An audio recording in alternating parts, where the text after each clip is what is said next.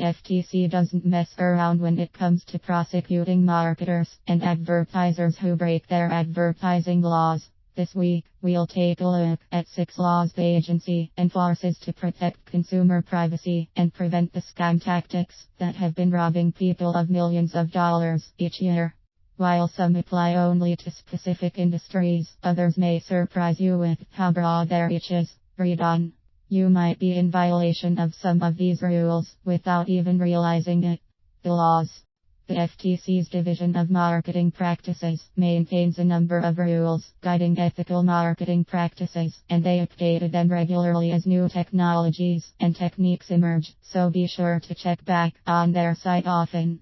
For convenience, we've summarized the 6 most common and most strictly enforced rules below. The telemarketing sales rule.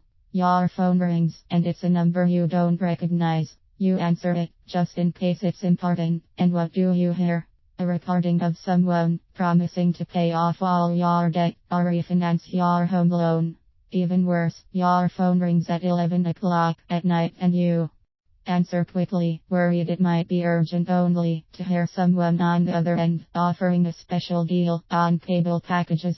Thanks to the FTC, consumers have rights, and the advertiser placing the calls must be able to prove the consumer consented being contacted, and also must provide a way for them to opt out of future calls.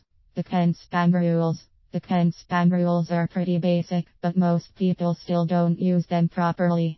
Overall, it requires that an advertiser clearly identify themselves as the sender of the mail, use subject lines and advertisements that accurately describe the offer without over-promising or guaranteeing unreasonable promotions, and provide consumers with 2 forms: electronic and mail mechanisms for opting out of future messages. The law also includes abiding by the adult labeling rule, which requires warning labels on commercial mail containing sexually oriented material.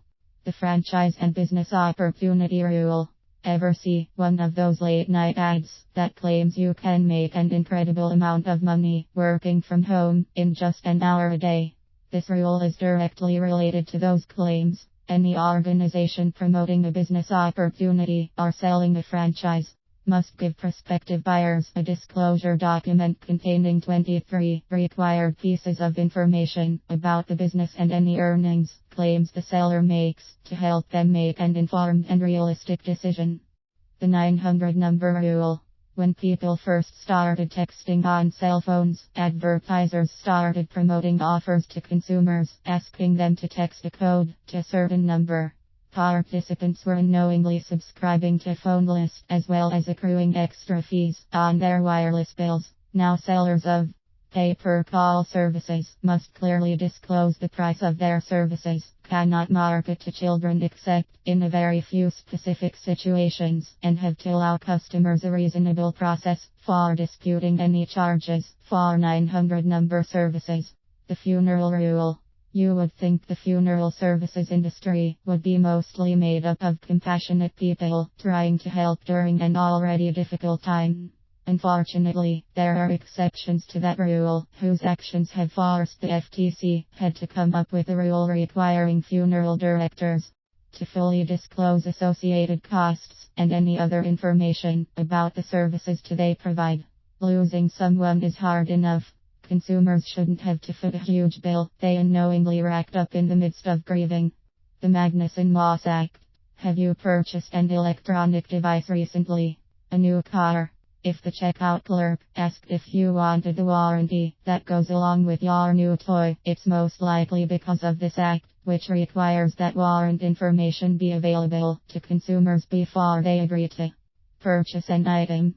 Some retailers even have the warranty package detailed or in a brochure displayed next to the product in store. Consumers want to know that they'll be treated fairly if they end up paying for a high-dollar item that breaks or malfunctions shortly after.